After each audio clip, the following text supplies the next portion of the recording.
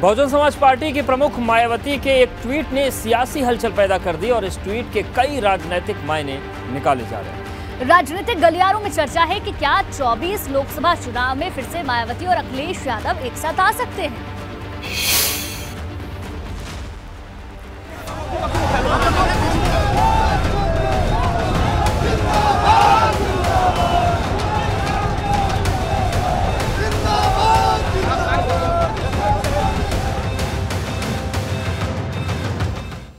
2024 आम चुनाव के अभी 1.5 साल बाकी हैं। इतने वक्त में देश की सियासत कई करवटें ले सकती है, लेकिन चुनाव को लेकर पक्ष और विपक्ष अभी अपने अपने हिसाब से सियासी पेच तैयार करने में जुट गए हैं। बहुजन समाज पार्टी के प्रमुख मायावती ने एक के बाद एक 3 ट्वीट किए, जिसमें उन्होंने भाजपा सरकार पर तीखा हमला किया तो सपा के लिए उनकी तल्खी कम दिखाई दी। मायावती ने विधानसभा के बाहर सपा के धरना प्रदर्शन के समर्थन में ट्वीट किया है। विपक्षी पार्टियों को सरकार की जन विरोधी नीतियों व उसकी निरंकुशता तथा जुल्म ज्यादती आदि को लेकर धरना प्रदर्शन करने की अनुमति नहीं देना भाजपा सरकार की नई तानाशाही प्रवृत्ति हो गई है। साथ ही बात बात पर मुकदमे व लोगों की गिरफ्तारी एवं विरोध को कुचलने की बनी सरकारी धारणा अति घातक है। मायावती ने इसके बाद एक और ट्वीट किया, जिसमें उन्होंने प्रयागराज में चल रहे छात्रों के प्रदर्शन का समर्थन किया तो योगी सरकार पर जोरदार हमला बोला। इलाहाबाद विश्वविद्यालय द्वारा फीस में एक मुश्त भारी वृद्धि करने के विरोध में छात्रों के आंदोलन को जिस प्रकार कुचलने का प्रयास जारी है वह अनुचित व निंदनीय है। यूपी सरकार अपनी निरंकुशता को त्याग कर छात्रों की वाजिब मांगों पर सहानुभूति पूर्वक विचार करे, बीएसपी की मांग। मायावती ने जिस तरीके से एक और भाजपा सरकार को कई मुद्दों पर घेरा तो दूसरी तरफ सपा के प्रति नरमी दिखाई।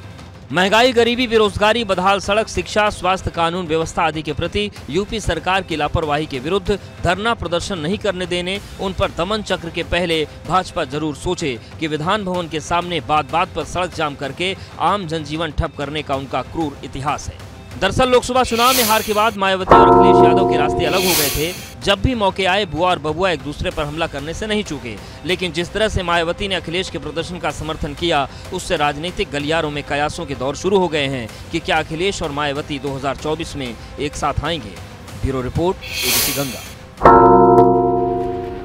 सपा अध्यक्ष ओम प्रकाश राजभर ने सपा का क्या साथ छोड़ा। उनकी पार्टी में बगावत का दौर शुरू हो गया। जो कभी उनके साथ कंधे से कंधा मिलाकर चलते थे, वो अब उन्हें ठग कह रहे हैं। तो वहीं कोई राजभर पर टिकट बेचने के आरोप लगा रहा है। अब उनके एक पुराने साथी ने पोस्टर जारी कर उनको नया नाम ठगेरा दे दिया।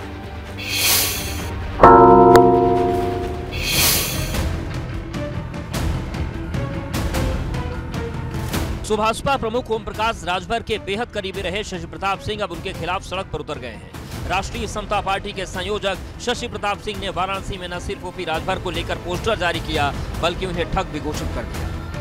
एक ठग पार्टी है जिसने एक महापुरुष के नाम पर आज से 20 साल पहले पार्टी बनाई और उस महापुरुष के नाम को बदनाम किया और 5 साल तक बनारस के लोगों को ठगा और ठगने के बाद यहाँ से सारा चीज़ अपना समेट कर और बलिया की ओर भागा। पोस्टर में ओम प्रकाश राजभर को लेकर लिखा गया है कि देखो देखो कौन आ रहा है, 27 सितंबर को ठगेरा आ रहा है। पोस्टर जारी करने के बाद शशि प्रताप सिंह ने दावा किया कि ओम प्रकाश राजभर को वाराणसी में घुसने नहीं देंगे। हम लोग 27 तारीख को बनारस में प्रवेश नहीं करने देंगे और उनको रोकने का नेतृत्व हमारे राष्ट्रीय अध्यक्ष आदरणीय कैप्टन राजकुमार जी करेंगे और जिस बनारस में आने वाला जो रास्ता है राष्ट्रीय समता पार्टी के लोग खड़ा लेकर रहेंगे, बॉर्डर पर ही रोकने का काम करेंगे। शशि प्रताप सिंह यही नहीं रुके, बल्कि उन्होंने ओपी राजभर पर कई और गंभीर आरोप लगा दिए। जब 2022 का चुनाव आया और 2022 के चुनाव में 17 सीट लेने के बाद अपने समाज को हक हिस्सा अधिकार जब नहीं दिया, उन्होंने अपने उस हक हिस्सा अधिकार को अपने पुत्र को दिया।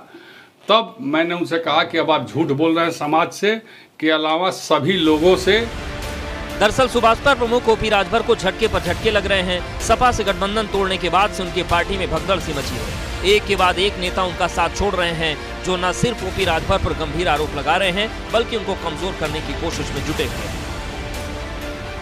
वाराणसी से एबीपी गंगा के लिए नीतीश पांडे की रिपोर्ट।